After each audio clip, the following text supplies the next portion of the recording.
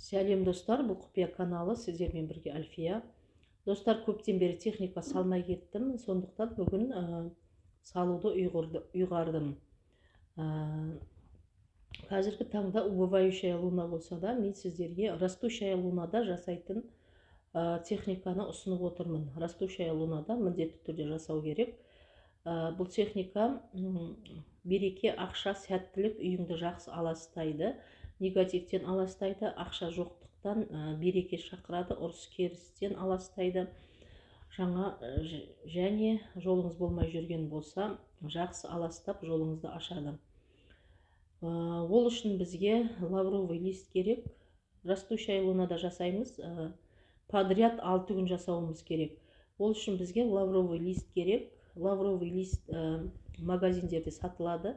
5-6 пачкасын сатып әкелесіз. Сатып әкелген күні ең бірінші оны табалдырыққа, кілемнің астына қоясыз, немесе табалдырыққа жақын бір жерге тығып қоясыз. Бір күн түнеу керек.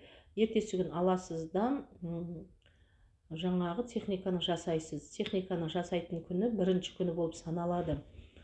Лавровый листі кемінде 4-5 штугын лавровый листтің әр бөлмеге 4-5 штук жапырағын бір арнайы кесеге немесе бір ыдысқа салып қоясыз. Қай жерге қою маңызды емес, бірақ барлық бөлмеге қою керек. Туалет, ваннаны санау керек. Және балконыңыз болса, балконға да қоясыз, кладовка болса, кладовкаға да қоясыз. Яғни барлық бөлмеге 4-5 штук лавровый лист қойып шығасыз, арнайы бір ыдысқа салып.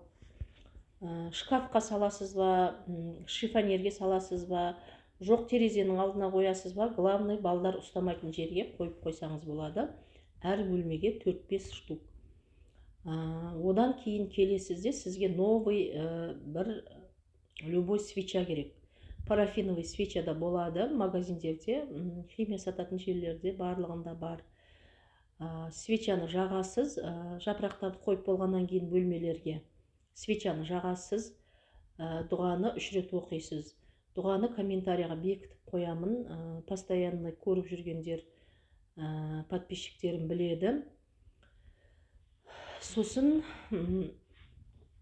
свечаны жағып, дұғаны 3 рет оқисыз, қолыңызбен сөндіресіз. Оны үрлеп өшіруге болмайды, тек қолыңызбен сөндіресіз. Ол свечаны белгілі бір жерге қоюыңыз керек. Мен мысалға ас бөлмеге қойдым, терезенің алдына, балдарға ескертіп қойдым, тиіспеңдер деп. Сіздер де сөйтсеңіз болады. Келесі күні тағы свечаны қай мезгілде жақсаңыз да болады, любой мезгілде. Келесі екінші күні свечаны жағасыз, дұғаны 3 рет оқисыз да, тағы қолыңызбен сөндіресіз. Үшінші күнді солай, дұғаны 3 рет оқисыз, свечаны жағасыз, дұғаны 3 рет оқисыз, сөндіресіз. Бесінші күнді сондай, алтыншы күн дегенде қолыңызға, қалай айтсам болады, бір аластайтын, бір жамандау, өзіңізге керек емес ыдысты алып аласыз. Барлық бөлмелерден манағы лавровый листтерді бір ыдысқа жинайсыз. Жинап әкелесізде, жинап әкелгеннен кейін свечаны жағасыз, манағы свечаны жағасыз. Свечаны жағып, дұғаны 3 рет оқисыз да, бірақ сөндірмейсіз. Свеча жанып тұра беру керек. Свеча жанып тұра беру керек. Ал манағы лавровый листті табалдырыққа барасыз, манағы керек емес ыдысқа. Лавровый листтің астына қағаз саласыз ба, салфетка саласыз ба, әйтеуір сіз лавровый листті жағуыңыз керек. Үйдің ішінде кіреберістегі табалдырыққа, сыртқа шыға берістегі есіктің алдына. Үйдің ішіне жасалады, сыртқы емес. Лавровый листті жағасыз, жағып болғаннан кейін енді түтейді ғой. Түтіні түтеп жатқан кезде сағат тіліменен үйді барып аластап келесіз. Тек қана бір рет. Сағат тілімен, демек, бір айналып сағат тілімен барлық бөлмелерге кіріп аластайсыз. Одан кейін қайттан бұрынғы орнына келесіз де табалдырыққа қойып қоясыз, түтей берсін лавровый лист. Түтеп өзі ақыр жанып болады. Оған шейін свечаның жанып болғанын қадағалауыңыз керек. Свеча жанып болуын күту керек.